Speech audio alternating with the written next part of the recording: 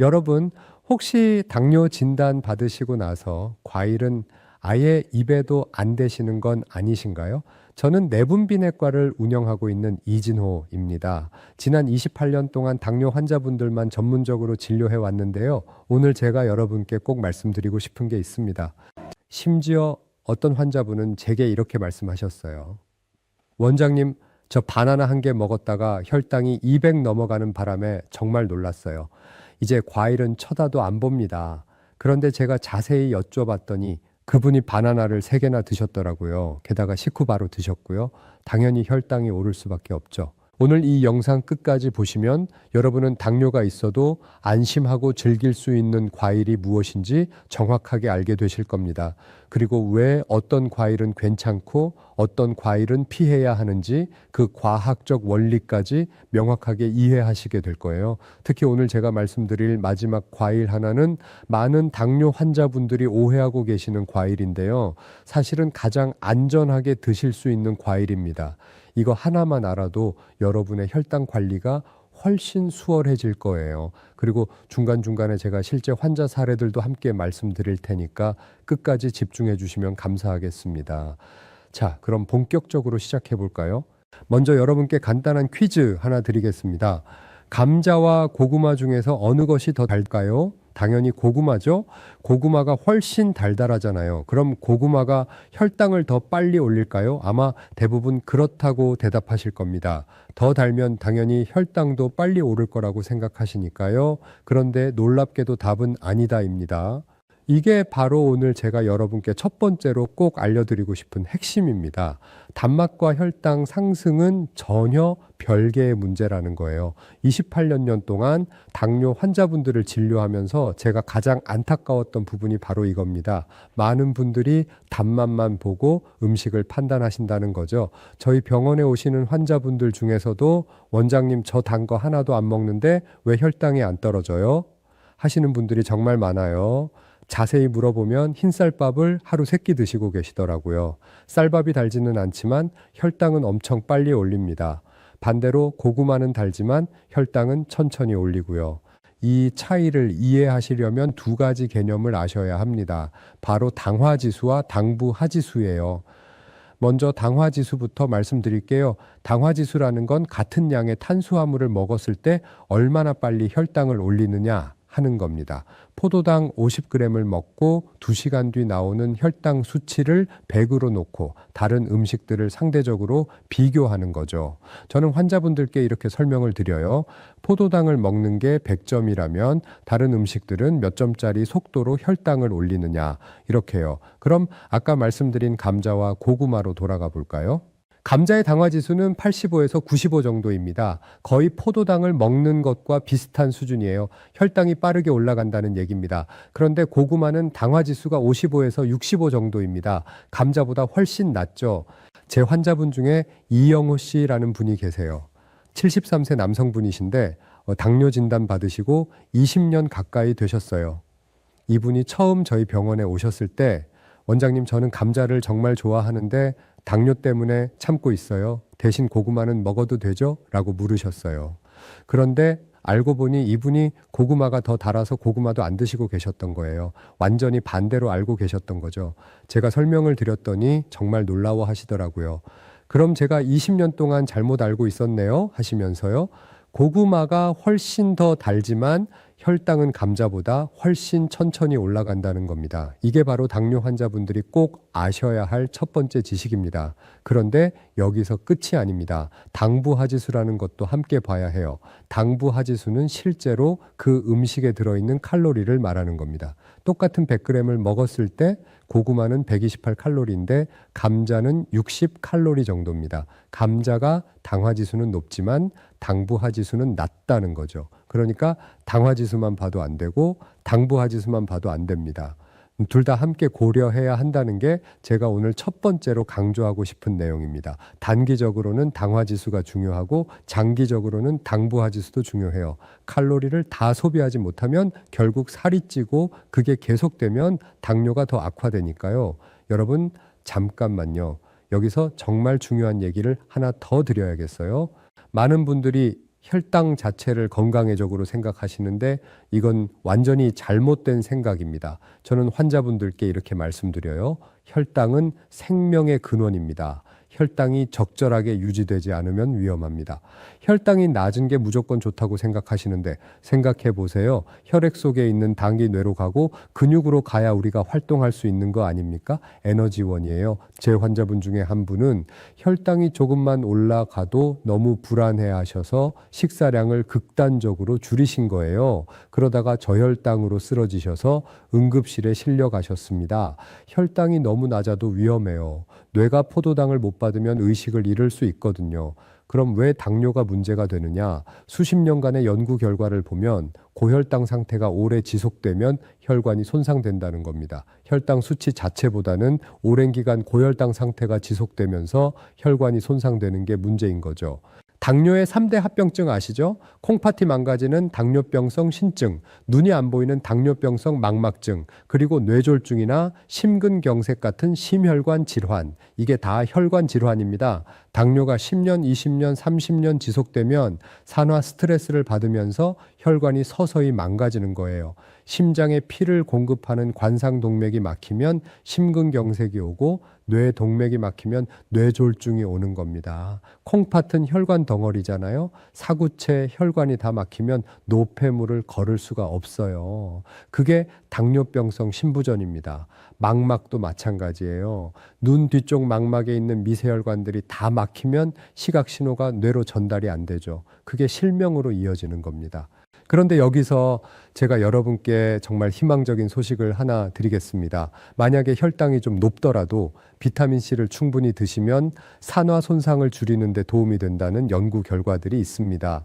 여러 연구에서 당뇨 환자들에게 비타민C를 투여했더니 혈관 내피 기능이 개선되는 효과가 관찰됐어요. 비타민C가 산화 스트레스를 중화시켜주기 때문이에요. 그래서 제가 환자분들께 항상 강조합니다. 당뇨 환자분들은 비타민C를 꾸준히 드시는 것이 도움이 될 수 있다고요. 비타민C가 혈관을 보호하는 원리를 좀 더 자세히 말씀드릴게요. 혈관이 막히는 주범이 뭐냐면 활성산소입니다. 활성산소가 오랫동안 몸에 있으면서 혈관 내피를 손상시키는 거죠. 여기서 콜레스테롤 얘기가 나올 수밖에 없는데요. 많은 분들이 콜레스테롤을 나쁜 물질로만 아시는데 그게 아니에요. 콜레스테롤은 우리 몸에서 호르몬을 만들고 세포막을 구성하는 꼭 필요한 물질입니다. 문제는 콜레스테롤이 활성산소에 의해 산화될 때예요. 콜레스테롤이 활성산소에 공격을 받아서 산화되면 그때부터 혈관벽에 침착되기 시작합니다. 산화되지 않은 멀쩡한 콜레스테롤은 혈관에 잘 쌓이지 않아요. 산화된 콜레스테롤이 손상된 혈관 내피에 침착되면서 점점 쌓여서 혈관을 막는 거예요. 이건 수많은 연구에서 이미 증명된 사실입니다. 고혈당 상태가 되면 활성산소 양이 늘어납니다. 단기 많으면 산화 반응이 활발해지거든요. 그때 비타민C를 충분히 먹으면 늘어난 활성산소를 중화시켜서 혈관 손상도 줄이고 콜레스테롤 산화도 막아주니까 도움이 되는 거죠.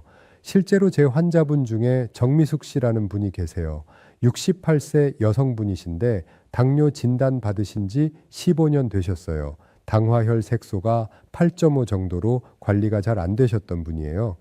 이분께 식사 조절과 운동은 물론이고 비타민C를 하루 3번 꾸준히 드시라고 권했습니다. 6개월 후에 검사를 해봤더니 당화혈 색소가 7.2로 떨어졌어요. 물론 식사 조절과 운동의 효과도 있었겠지만 전반적인 대사 기능이 개선된 거죠. 그럼 당뇨 환자분들은 비타민C를 어떻게 드셔야 할까요? 이상적으로는 시간 간격을 두고 나눠 드시는 게 좋습니다. 비타민C는 수용성이라 몸에 오래 머물지 않거든요. 아침, 점심, 저녁 사이사이에 한 번씩 더 해서 자기 전까지 6번 정도 나눠 드시면 좋은데요. 현실적으로 그렇게 하기 어려우시죠? 그럼 최소한 식사 때마다 드세요. 아침, 점심, 저녁 3번 이것만이라도 꼭 지키시면 됩니다. 용량은 의사와 상담하셔서 본인에게 맞는 양을 정하시는 게 좋습니다. 아침을 안 드시는 분들도 계시잖아요. 그런 분들은 어떻게 하느냐? 꿀 한 숟가락과 함께 비타민C를 드시면 됩니다. 잠깐, 꿀이요? 당뇨 환자가 꿀을 먹어도 되나요? 네, 많은 분들이 놀라시는데요. 꿀은 당뇨 환자에게도 생각보다 괜찮은 편입니다. 꿀의 당화 지수는 55 정도예요. 흰쌀밥이 80이 넘는 걸 생각하면 꿀이 낫죠. 게다가 꿀에는 몸에 좋은 효소들과 미네랄이 들어있어요. 물론 많이 드시면 안 됩니다. 한 숟가락 정도만 드시는 거예요. 그 정도는 혈당에 큰 영향을 주지 않으면서도 공복에 비타민C 드실 때 속쓰림을 예방해 줍니다. 자, 이제 본격적으로 과일 얘기로 들어가 볼까요? 여러분, 과일을 선택할 때 절대 단맛으로만 판단하시면 안 됩니다. 어떤 종류의 당이 들어있느냐가 훨씬 더 중요해요. 과일에 들어있는 당은 크게 두 가지입니다. 포도당과 과당이에요. 포도당의 당화 지수는 100입니다. 기준점이죠. 그런데 과당의 당화 지수는 얼마일까요? 놀랍게도 19밖에 안 됩니다. 과당이 더 달아요. 설탕보다 달콤하게 느껴지죠. 그런데 혈당은 포도당보다 훨씬 천천히 올린다는 겁니다. 왜 그럴까요? 과당은 포도당과 달리 소장에서 바로 흡수돼서 혈액으로 가지 않아요. 간으로 먼저 가서 천천히 대사되거든요. 그래서 혈당을 급격하게 올리지 않는 거예요. 이게 무슨 의미냐면요. 과당 함량이 높은 과일일수록 당화 지수가 상대적으로 낮은 경향이 있다는 겁니다. 그럼 구체적으로 어떤 과일이 어떤 당으로 이루어져 있을까요? 먼저 수박부터 볼까요? 여름에 수박 시원하게 한쪽 드시면 정말 좋죠. 그런데 수박은 포도당 함량이 높은 편입니다. 수박의 당화 지수는 72에서 80 정도로 높아요. 혈당이 빠르게 올라갑니다. 당뇨를 걱정하시는 분들은 수박을 조심하셔야 합니다. 특히 여름에 수박을 한 통 사서 냉장고에 넣어두고 수시로 드시는 분들 계시잖아요. 그러시면 혈당 관리가 어려워요. 제 환자분 중에도 여름에 수박을 많이 드시고 혈당이 크게 올라서 놀라신 분이 계셨어요. 그럼 반대로 생각해 볼까요? 요즘 포도 정말 달지 않습니까? 샤인머스켓 같은 거 드시면 입안에 꿀이 흐르잖아요. 혈당 엄청 올릴 것 같죠? 그런데 포도는 과당 함량이 높은 편입니다. 포도의 당화 지수는 43에서 53 정도로 의외로 낮아요. 수박보다 포도가 훨씬 달지만 당뇨 환자분들은 수박보다 포도를 상대적으로 더 안전하게 드실 수 있다는 겁니다. 단감도 마찬가지입니다. 단감 정말 달죠? 그런데 단감도 과당 함량이 높아서 당화 지수가 50 정도예요. 혈당을 비교적 천천히 올립니다. 그 다음에 사과, 오렌지, 딸기 같은 과일들은 포도당과 과당이 섞여 있어요. 당화 지수가 40에서 50 사이로 중간 정도라고 보시면 됩니다. 특히 사과는 식이섬유도 풍부해서 당뇨 환자분들께 추천드리는 과일 중 하나예요. 하루에 작은 사과 1개 정도는 드셔도 괜찮습니다. 여기까지 들으시면서 궁금하신 게 있으실 겁니다. 그럼 도대체 어떤 과일이 당뇨 환자에게 제일 좋은 거예요?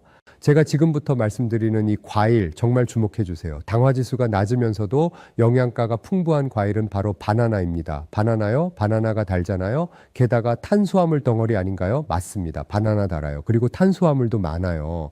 그런데 바나나의 당화 지수는 51에서 60 정도로 과일 중에서 중간 정도입니다. 많은 분들이 바나나를 당뇨의 최악의 과일이라고 생각하시는데 생각보다 괜찮은 과일입니다. 바나나는 저항성 전분이 들어있어요. 특히 덜 익은 바나나일수록 저항성 전분이 많죠. 저항성 전분은 소장에서 소화되지 않고 대장까지 가서 천천히 분해돼요. 그래서 혈당을 급격하게 올리지 않는 겁니다. 게다가 바나나에는 칼륨이 정말 풍부해요. 당뇨 환자분들은 혈압 관리도 중요한데 칼륨이 혈압 조절에 도움을 줍니다. 미국 당뇨병 학회에서도 바나나를 당뇨 환자가 적절하게 섭취할 수 있는 과일로 분류하고 있어요. 단 여기서 주의하실 점이 있습니다. 당화 지수가 중간 정도라고 해서 무한정 먹으면 안 됩니다. 바나나 한 개에는 약 100칼로리 정도가 들어있어요. 당부하를 생각해서 하루에 1개 정도만 드시는 게 적당합니다. 그리고 너무 익은 바나나보다는 살짝 덜 익어서 노란색이면서 끝부분이 약간 초록빛을 띠는 바나나가 더 좋아요. 저항성 전분이 더 많이 남아 있거든요. 당화 지수가 낮아도 한 번에 3개, 4개 드시면 결국 총 칼로리가 높아지고 그게 쌓이면 살이 찌고 장기적으로 당뇨 관리에 좋지 않으니까요. 자, 여기서 잠깐 정리를 해볼까요? 당뇨 환자분들이 과일을 선택하실 때는 이렇게 하세요. 첫째, 단맛으로 절대 판단하지 마세요. 과당 함량이 높은 과일이 상대적으로 혈당을 천천히 올립니다. 둘째, 포도당 함량이 높은 수박 같은 과일은 조심하세요. 특히 여름에 주의하셔야 해요. 셋째, 과당 함량이 높은 포도, 단감, 사과는 상대적으로 괜찮습니다. 하루 한두 개 정도는 드셔도 됩니다.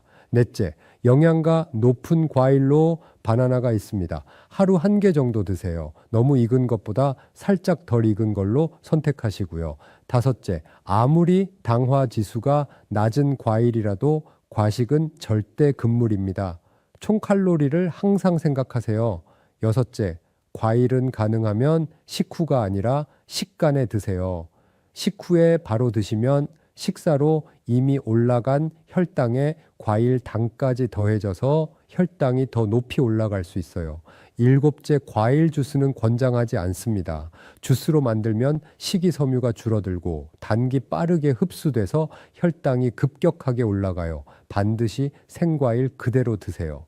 그런데 여러분, 과일만으로는 부족합니다. 당뇨 관리의 가장 중요한 핵심은 따로 있어요. 제가 환자분들께 늘 강조하는 건데요. 당뇨의 근본 원인은 에너지가 혈액 속에서 쓰이지 않고 남아있을 때 문제가 생기는 겁니다. 에너지가 흐르는 사람, 즉 먹은 만큼 소비하는 사람은 당뇨 관리가 훨씬 수월해요. 해결책은 의외로 간단합니다. 드신 만큼 움직이시면 됩니다. 많은 분들이 낮에 운동 좀 하셨다고 안심하시는데 저녁 먹고 나서도 움직이셔야 해요. 저녁에 드신 에너지를 소비해야죠. 제 환자분들께 이렇게 권합니다. 저녁 식사 후 30분 지나서 30분 정도 걸으세요. 빠르게 걸을 필요 없어요. 천천히 산책하듯이 걸으시면 됩니다. 실제로 여러 연구에서 식후 가벼운 산책이 혈당 관리에 효과적이라는 결과가 나왔어요. 많은 분들이 맛있는 음식을 드시잖아요. 맛있으면 자연스럽게 많이 먹게 되어 있어요. 저도 마찬가지고요. 그런데 문제는 운동을 충분히 안 하신다는 겁니다. 요즘 우리 생활을 한번 생각해 보세요. 자동차 타고 다니고 엘리베이터 타고 에스컬레이터 타고 현대 문명이 우리가 움직일 기회를 너무 많이 빼앗아 가고 있어요. 제 환자분 중에 최동훈 씨라는 분이 계세요. 65세 남성분이신데 당화혈색소가 9.0까지 올라가셨던 분이에요. 약도 3가지나 드시고 계셨고요. 이분께 제가 딱 한 가지만 부탁을 드렸어요. 식사는 지금처럼 하시되 저녁 식사 후에 꼭 30분씩 걸으세요. 매일 빠짐없이요. 처음에는 원장님, 제가 낮에 일하느라 피곤해서 저녁에는 쉬고 싶어요 라고 하시더라고요. 그래서 제가 말씀드렸죠. 지금 쉬시면 나중에 합병증 때문에 평생 쉬셔야 할 수도 있습니다. 그 말이 와닿으셨는지 정말 열심히 실천하셨어요. 3개월 후에 검사를 해봤더니 당화혈색소가 7.8로 떨어졌어요. 6개월 후에는 7.2까지 내려갔고요. 약은 그대로인데 운동만 추가했을 뿐인데 이렇게 좋은 변화가 온 겁니다. 섭취한 에너지만큼 소비해야 해요. 들어온 에너지만큼 나가야 합니다. 에너지가 남으면 살이 찌는 것뿐만 아니라 맛있는 음식을 많이 먹다 보면 혈당이 빨리 올라가는 음식들도 많이 섭취하게 되잖아요. 특히 60대 이상 되시면 기초대사량이 떨어져요. 젊었을 때랑 똑같이 먹어도 살이 찌고 혈당이 올라가는 이유가 그겁니다. 그러니 더욱더 움직이셔야 해요. 그런데 무리하게 운동하실 필요는 없어요. 격렬한 운동보다는 꾸준한 운동이 훨씬 중요합니다. 아침에 일어나서 스트레칭 10분, 점심 먹고 가볍게 걷기 20분, 저녁 먹고 산책 30분. 이 정도만 하셔도 충분해요. 관절이 안 좋으신 분들은 수영이나 아쿠아로빅도 좋습니다. 물속에서 하는 운동은 관절에 부담이 적으면서도 전신 운동이 되거든요. 규칙적으로 드시고 꾸준히 움직이시면 작년에 높았던 혈당은 정말 달라질 수 있습니다. 마지막으로 몇 가지만 더 말씀드리고 마무리하겠습니다.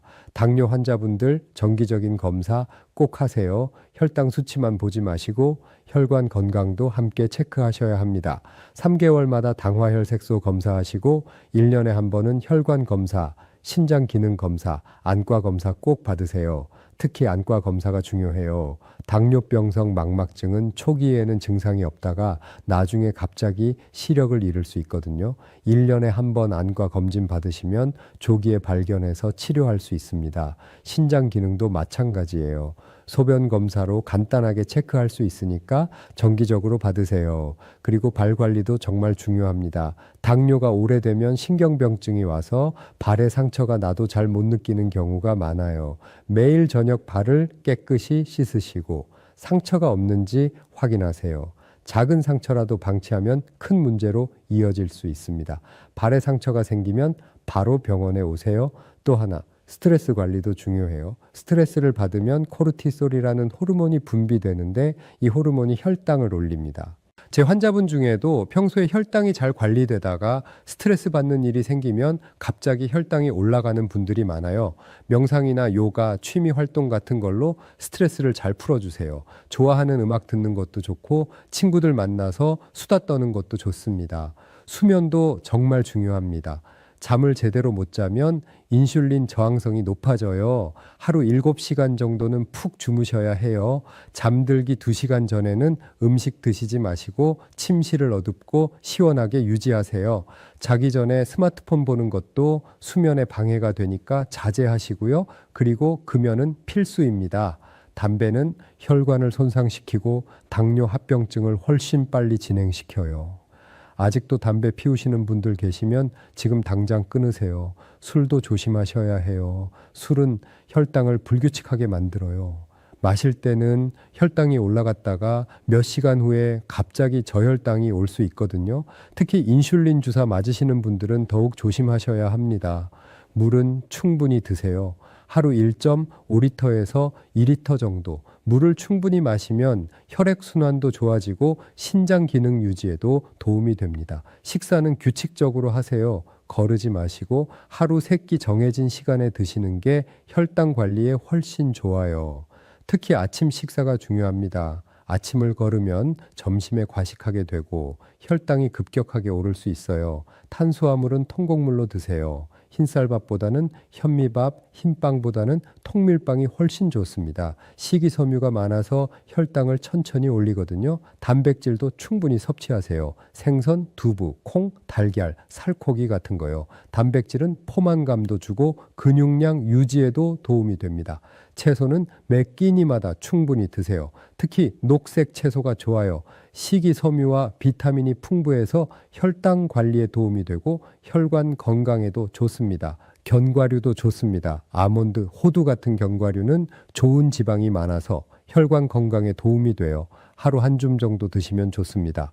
하지만 염분은 줄이세요. 짜게 먹으면 혈압이 올라가고 당뇨 환자는 고혈압 위험도 높으니까 싱겁게 드시는 습관을 들이세요. 여러분, 오늘 제가 말씀드린 내용 다시 한번 정리해 드릴게요. 당뇨가 있으시다고 해서 과일을 무조건 포기하실 필요 없습니다. 수박처럼 포도당 함량이 높은 과일은 조심하시고 포도나 단감처럼 과당 함량이 높은 과일을 선택하세요. 바나나도 생각보다 괜찮은 과일입니다. 하루 1개 정도 드세요. 그리고 비타민C를 식사 때마다 꾸준히 챙겨 드시는 것이 도움이 될 수 있어요. 혈관을 보호하고 산화 스트레스를 줄이는데 도움을 줍니다. 무엇보다 중요한 건 움직이는 겁니다. 식후 30분씩만 걸어도 혈당 관리에 큰 도움이 돼요. 드신 만큼 에너지를 쓰세요. 그게 당뇨 예방과 관리의 핵심입니다. 정기적인 검사도 잊지 마세요. 3개월마다 당화혈색소, 1년에 한 번 합병증 검사 꼭 받으시고요. 스트레스 관리하시고 충분히 주무시고 금연하시고 술 조심하시고 물 충분히 드시고 규칙적으로 식사하세요. 오늘 말씀드린 내용대로 딱 일주일만 실천해 보세요. 혈당 수치가 달라지는 걸 분명히 느끼실 겁니다. 제 환자분들 중에는 이렇게 생활 습관을 바꾸신 후에 약을 줄이신 분들도 많아요. 물론 약을 임의로 조절하시면 절대 안 되고 의사와 상담해서 결정하셔야 하지만요. 당뇨는 완치는 어렵지만 충분히 관리 가능한 질환입니다. 포기하지 마세요. 여러분의 건강한 노후를 진심으로 응원합니다. 자식들에게 짐이 되지 않고 손주들과 함께 건강하게 놀아주실 수 있는 그날까지 제가 늘 함께 하겠습니다. 병원비 걱정 없이 건강하게 사시는 게 여러분 자신을 위해서도 가족을 위해서도 가장 중요합니다. 오늘 영상이 도움이 되셨다면 좋아요와 구독 부탁드립니다. 댓글로 여러분의 경험도 공유해 주시면 다른 분들께도 큰 도움이 될 거예요. 다음 영상에서는 당뇨 환자분들이 꼭 알아야 할 식사 순서와 시간대별 혈당 관리 비법에 대해 말씀드리겠습니다. 식사 순서만 바꿔도 같은 음식을 먹어도 혈당 관리가 훨씬 수월해진다는 연구 결과들이 있어요. 다음 영상도 꼭 봐주세요. 여러분 오늘도 건강하세요. 감사합니다.